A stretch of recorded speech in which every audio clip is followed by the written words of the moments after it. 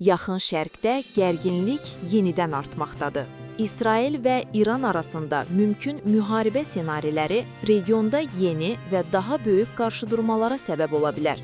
Ekspertlər hesab edir ki, vəziyyət nəzarətdən çıxarsa, bu münaqişə təkcə iki ölkə ilə məhdudlaşmaya bilər və Ərəb ölkələri ilə İran arasında geniş miqyaslı qarşıdurmaya çevrilə bilər. Mütəxəssislərin fikrincə, belə bir ssenaridə regionun enerji infrastrukturu əsas hədəflərdən birinə çevrilə bilər. Məsələn, əgər İran Körfəz ölkələrinin neft anbarlarını və enerji obyektlərini hədəfə alsa, cavab olaraq həmin ölkələr də İranın strateji əhəmiyyət daşıyan Xark adasını vurmağa cəhd göstərə bilər.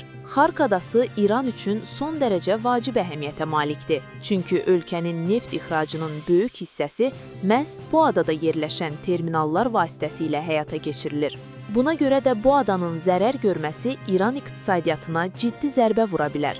Bununla bərabər, bəzi siyasi analitiklər hesab edir ki, ABŞ və İsrail münaqişənin genişlənərək İranla Ərəb ölkələri arasında birbaşa müharibəyə çevrilməsini istəmir. Onların əsas məqsədi münaqişəni mümkün qədər məhdud çərçivədə saxlamaq və prosesin region üzrə böyük müharibəyə çevrilməsinin qarşısını almaqdır.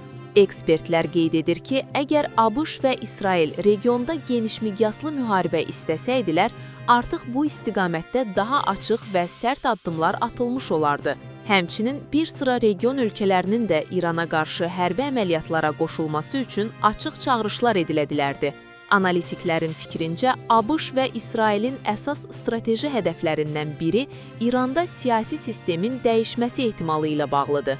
Bu səbəbdən də onların atdığı addımlar əsasən münaqişəni İran sərhədləri daxilində saxlamaqla müəyyən hədəflərə nail olmaq strategiyasına əsaslanır. Digər tərəfdən, müşahidəçilər bildirir ki, Tehran da öz hədəflərini ehtiyatla seçməyə çalışır.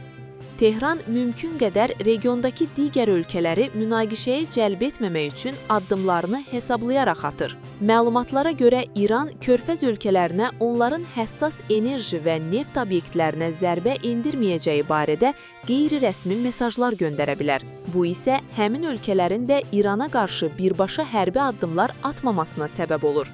Ekspertlərin sözlərinə görə regionda gərginlik davam edir. Lakin Körfəz ölkələri ilə İran arasında müəyyən diplomatik və kəşfiyyat kanalları hələ də açıqdır. Bu əlaqələr bəzən birbaşa, bəzən isə Çin və Rusiya kimi vasitəçi dövlətlər vasitəsilə davam etdirilir. Məhz bu səbəbdən analitiklər hesab edir ki, tərəflər mümkün qədər böyük müharibə riskindən yayınmağa çalışır. Çünki belə bir qarşıdurma təkcə yaxın şərq üçün deyil, qlobal enerji bazarı və dünya iqtisadiyyatı üçün də ciddi nəticələr doğura bilər. Daha çox maraqlı xəbərlər və faydalı məlumatlar üçün kanalımıza mütləq abunə olun. Videonu bəyənin və bildirişləri aktiv edin ki, yeni videoları qaçırmayasınız.